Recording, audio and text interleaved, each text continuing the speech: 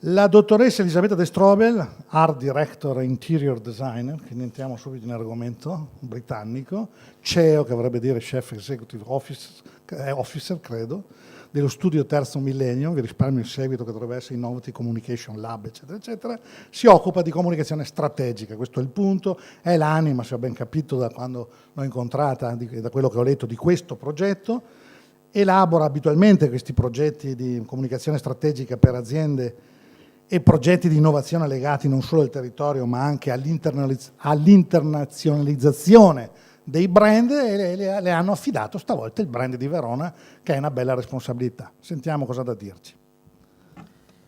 Beh, innanzitutto volevo ringraziare tutti gli intervenuti, a partire dal sindaco Tosi, dal Comune di Verona, dall'avvocato Rosario Russo, e non voglio neanche ripetere tutti i nomi, e tutti i nostri partner, naturalmente anche Assimp con il dottor Mauro Galbusera, l'Università di Verona con Roberta Capitello, Sergio Poletto e lo Studio Poletto, il Terzo Millennium con Stefano Colombo e Ludmilla Olchenko, e il Quartetto d'Archi con Gunther Sanin di Verona, che ci ha offerto un attimo del patrimonio immateriale della città di Verona.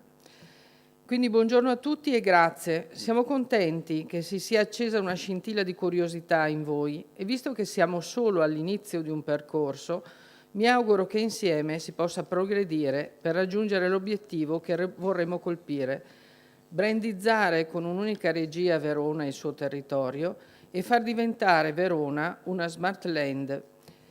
Parlo di smart land, non di smart city, perché non vogliamo parlare solo di tecnologia, ma di saperi, di paesaggio, di mobilità, di identità, di cittadinanza, di energia, di economia e di sviluppo di tutto il territorio che abbiamo attorno. Il progetto To Be Verona è nato in Assimp 3 anni fa da alcune riflessioni in un tempo di grande accelerazione esponenziale e di cambiamenti della nostra società. Non si parla più di crisi. Studi recenti dimostrano che sempre più l'economia e quindi la possibilità di produrre benessere passerà non più dalle nazioni, ma dal buon governo di città cooperanti al loro interno o con unioni sovranazionali, perché il confronto andrà direttamente dal locale al globale. 3 anni fa eravamo quasi unici in Italia a pensare a un progetto di marketing territoriale. Oggi stanno nascendo varie iniziative, non come la nostra, certo, perché, lasciatemelo dire, Verona è un po' unica, è inserita sempre, comunque, nel concetto dello stile italiano. Con To Be Verona vorremmo che Verona, una città dove si vive veramente bene, si potesse migliorare la qualità, ancora di più la qualità della vita. Perché se è vero quello che è stato detto fino adesso, terza città nel turismo, con caratteristiche eccezionali, eccetera, ma se dobbiamo considerare le statistiche fatte da Sole 24 Ore negli ultimi anni, dal 2012 ad oggi, siamo un po' calati, siamo passati dal 14° al 33° posto, sulla base dei 36 parametri con cui il Sole 24 Ore analizza la qualità della vita delle città d'Italia. Oggi gli abitanti del mondo e delle città aspirano alla consapevolezza, al benessere e alla felicità. Bauman, nel suo libro e nella sua teoria La vita liquida, dice che la nostra società è la prima nel corso della storia a puntare al benessere. Le società precedenti parlavano di sacrificio, di lavoro, di costruzione. La nostra società invece mira al benessere. E il 20 marzo del 2015 sono stati analizzati circa 40 milioni di Twitter sul tema della felicità, da Voice from the Blog, lanciati da tutte le città italiane, e purtroppo Verona non risulta essere tra le prime 20. Io sto facendo un po' l'avvocato del diavolo, nel senso che il nostro progetto mira a far sì che molte posizioni vengano conquistate e con velocità anche dal progetto che stiamo portando avanti.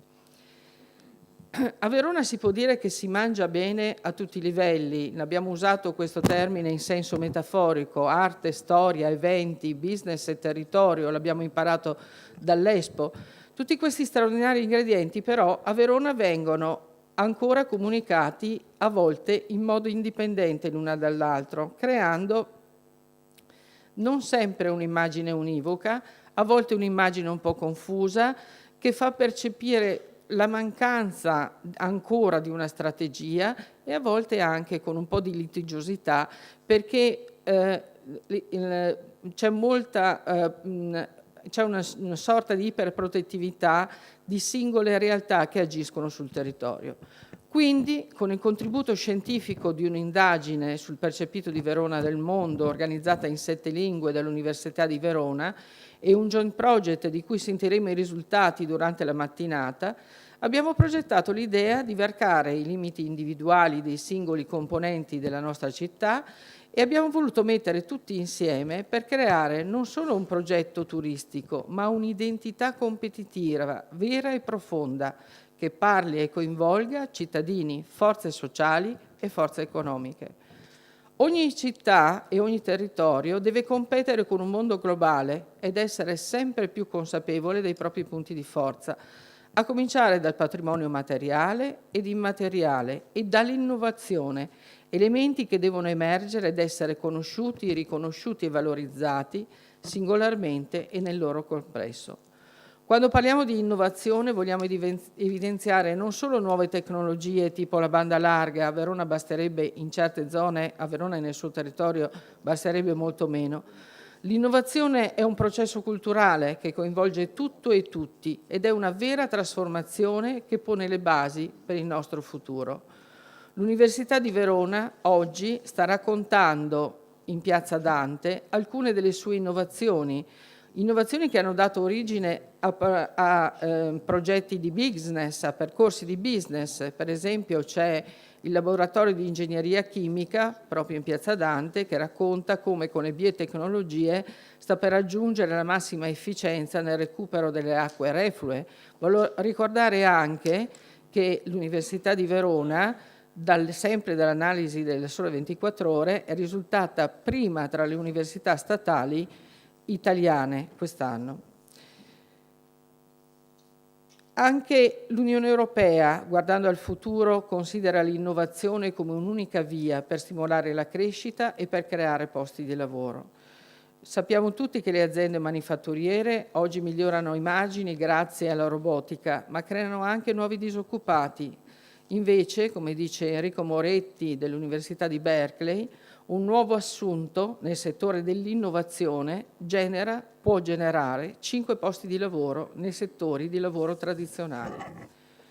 To Be Verona quindi non vuole vendere il prodotto Verona, non vuole solo creare un brand nel senso di un logo di eccellenza ed etichettare tutto quello che produce o si fa su questo territorio.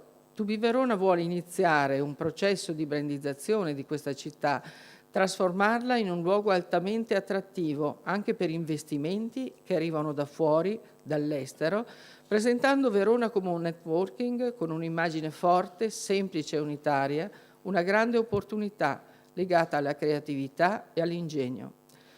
Siamo consapevoli che molto è da fare e che ci saranno anche delle iniziative non giuste, non è una cosa facile, ma sappiamo che è un progetto di territorialità vibrante e intenso che deve mettere assieme e sottolineare i punti di forza di questa città attraverso l'organizzazione di gruppi di lavoro, di laboratori per l'innovazione, grazie anche a cittadini consapevoli, ambasciatori innamorati di Verona stessa. Questa è la via da percorrere, con la voglia di essere estremamente pragmatici, pratici e concreti e realizzare progetti condivisi, come quelli a cui ha accennato prima il dottor Galbusera. Non abbiamo alternativa. La società va accelerando in questa direzione, per cui dobbiamo tracciare la strada del nostro futuro e non subire quello che verrà. Soprattutto dobbiamo aumentare la nostra autostima e imparare a fare il sistema.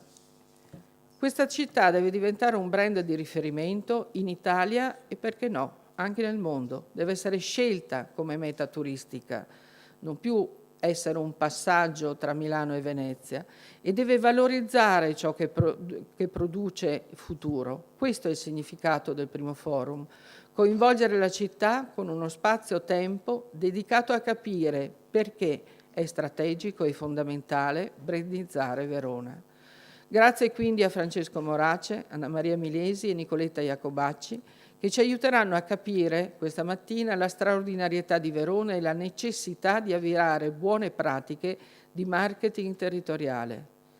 Perché tutti gli eventi in città, i 14 eventi che si stanno svolgendo in città, servono per attrarre l'interesse e il contributo di tutti i cittadini.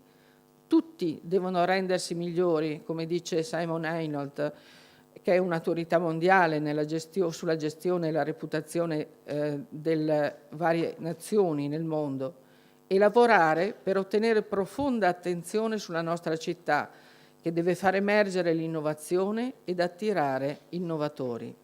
Attenzione, la paura di cambiare, di perdere posizioni localmente, ci farà mancare l'opportunità di attirare globalmente investimenti e futuro per la nostra città.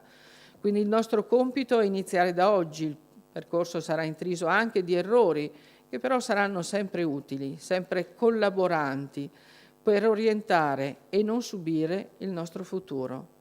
Siate pronti al cambiamento dunque e grazie per il vostro tempo.